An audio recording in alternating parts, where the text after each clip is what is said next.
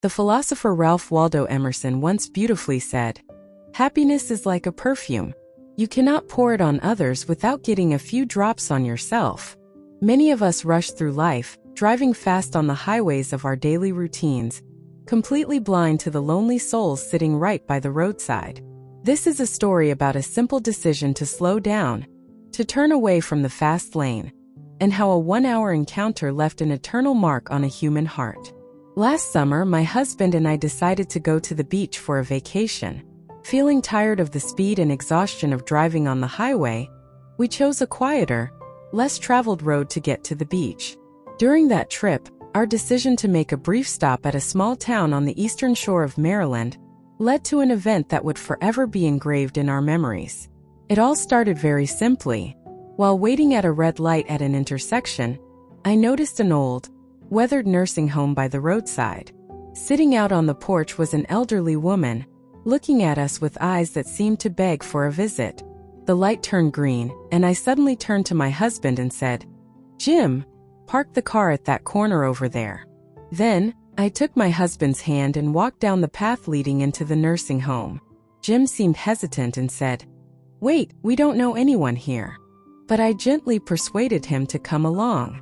As soon as she saw us, the old woman stood up from her chair, leaned on her cane, and slowly walked toward us. "I'm so glad you two stopped and came in here," she smiled with deep gratitude. "Could you sit and chat with me for a few minutes?" My husband and I agreed and followed her to a table at the side of the house.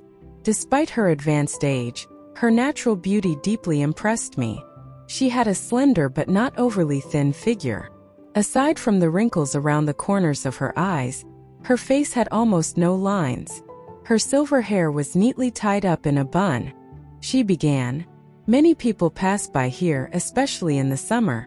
Perhaps they see nothing but an old house full of elderly people. But you saw me and you stopped. By the way, my name is Margaret Murphy." Then Mrs. Margaret said thoughtfully, "Some people think all old people are frail and withered, but the truth is they are just lonely." Then, as if mocking herself, she added, "But old women like me often repeat the same stories over and over, don't they?" She gently touched the beautiful oval brooch with a sparkling diamond on her collar, asking for our names and hometown. When I said we were from Baltimore, her face lit up, and her eyes sparkled beautifully. "My sister used to live on Gorish Road in Baltimore too," she said. I explained excitedly, "When I was a child, my house was on Homestead Road, just a few blocks away from your sister's house." "What was your sister's name?" The conversation flowed effortlessly, and for over an hour, we shared so many beautiful memories with each other. While we were talking happily, a nurse walked up with a glass of water and 2 pink pills.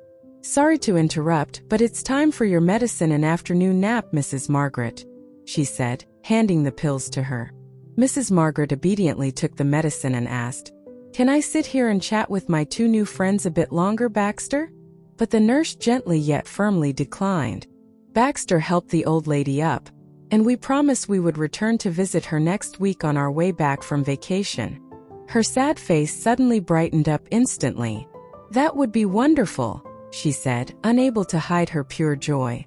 After a week full of sunshine, the day we returned home was quite wet and crowded with dark clouds. The gray sky seemed to make the nursing home look even more bleak and gloomy. When we arrived, we did not see the old lady sitting on the porch anymore. We waited for a few minutes until Baxter walked out, handing us a small box along with a letter. My husband opened the letter and read, "Dear children, the past few days have been the happiest days of my life since my husband passed away 2 years ago. Once again, I felt the warmth of having a family who cares for and loves me. Last night, the doctor seemed worried about my heart condition, but I feel very well. And in this joyful mood, I want to thank you for the happiness you brought to me. I am gifting you the brooch I wore the day we met. It was a wedding gift from my husband. Wear it on your coat and hopefully one day you will pass it down to your grandchildren. This brooch carries my eternal love. Margaret." Through the nurse, we learned that 3 days after our visit, Mrs. Margaret had passed away peacefully in her sleep. I couldn't hold back my tears as I held the brooch in my hand. I gently turned it over and read the words engraved on the back. Love is forever. And for me, beautiful memories are also forever. Dear beloved Mrs. Margaret,